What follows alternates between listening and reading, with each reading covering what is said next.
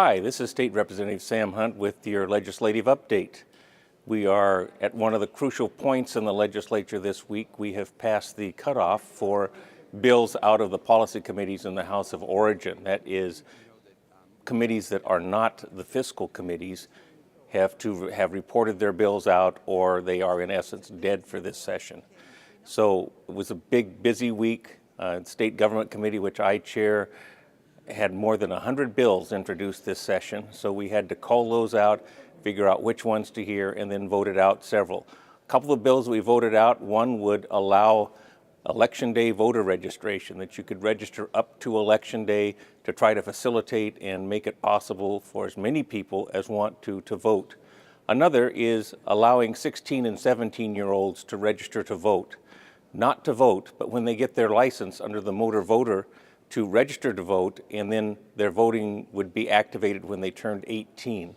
With the extended time we have for renewal of driver's licenses now at 4 or 5 years, that means that a student who registers or a person who registers at 16 or signs up for a driver's license at 16 would have to wait until 22, 23 to take availability of the motor voter. Of course, he or she could register at some other time, but this is the easiest and most efficient, and we all know that kids want their driver's license, so we can get them registered to vote and put that in a file. That would help increase voter turnout in the state of Washington, which I think all of us want to see. We continue to work on the budget and try to come up with solutions to the continuing downslide in our budget while the economy is ticking up, and hopefully our forecast next week will look a little better. We still have a huge hole to fill, and we're working on that.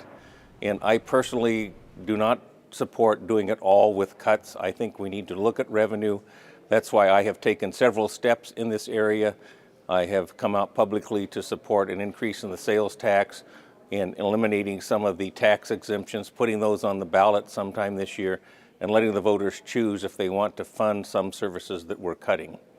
Also, I have supported Representative Chris Rakedahl in his legislation to eliminate the B&O tax and create a 1% state income tax that would help bring our state economy or our state tax structure into the 21st century.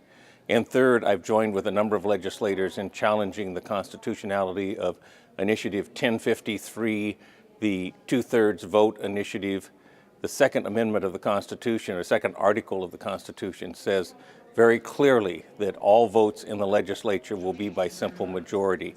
And therefore, while some people like it and the initiative has been proved several times, I think that the initiative is unconstitutional, and we need to support our Constitution, and therefore I have challenged to ask the Supreme Court to clarify that ruling and to see if in fact the initiative is constitutional or unconstitutional. So other issues we face, of course, the big issue this week was the issue of gay marriage, which passed the Senate by a 28-21 vote. In the next week or so, we will have that bill on the on the House floor here for consideration, and as a co-sponsor of that bill, I will be voting for it. This is really a vote for my kids and for their friends who have asked me very strongly to support this. While my kids were in high school and college, we had numbers of kids who gathered in our basement every Friday and Saturday night for movies and things. A number of them were gay and lesbian, and we treated them equally, and I think they need the equal rights that marriage provides, and I am going to support that legislation. A lot of other things going on, but we're out of time. I'm sure you can see on the screen how to contact me, and I ask you to do that with your concerns and ideas. And until the next legislative update, thank you for watching. This is Representative Sam Hunt.